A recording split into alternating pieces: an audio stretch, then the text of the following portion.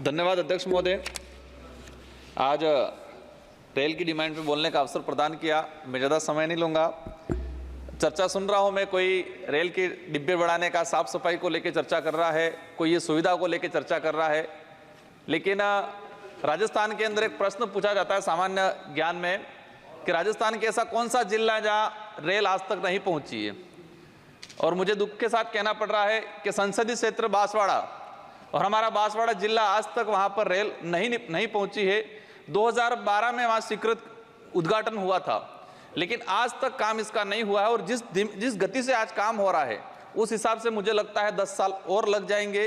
तो मेरा आपके माध्यम से मंत्री महोदय से अनुरोध है कि इस काम को और तेजी से बढ़ाया जाए। माननीय अध्यक्ष महोदय, डूंगरपुर जिले जो आज गुजरात और उदयपुर की जो रेल लाइन चल रही है, तो वहाँ से हमारी जो आती है जयपुर तक आती है। तो मैं चाहूँगा, आदिवासी बाहुल्य क्षेत्र है, कि आदिवासी समुदाय और आदिवासी समुदाय के साथ अन्य समुदाय के लोग जयपुर ही नहीं दिल्ली तक भी आए।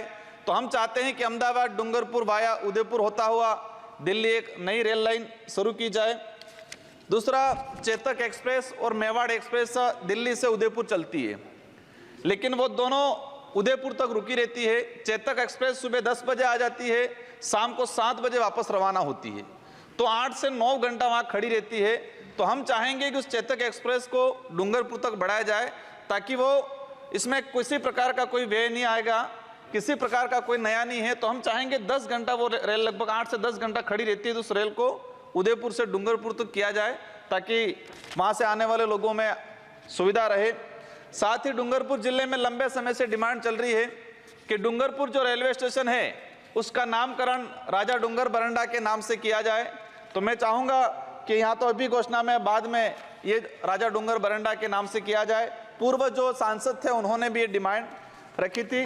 माननीय अध्यक्ष महोदय, देश के अंदर हमने रेल का इतिहास पढ़ते हैं तो इतिहास में आता है कि अंग्रेजों ने यहाँ रेल निकाली, वहाँ रेल निकाली। अंग्रेजों ने रेल निकालने का मुख्य उद्देश्य ये था कि यहाँ से खनन, यहाँ से जो खनिज संपदा है उसको निकालना।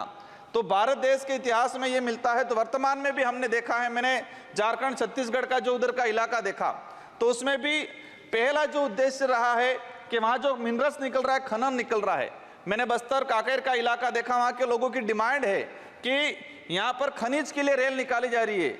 यहाँ सरगुजा वाला जो इलाका है जहाँ हसदेव अभ्यारण्य कोयला निकाला जा रहा है, लेकिन वहाँ सवारी रेलगाड़ी नहीं निकाली जा रही है।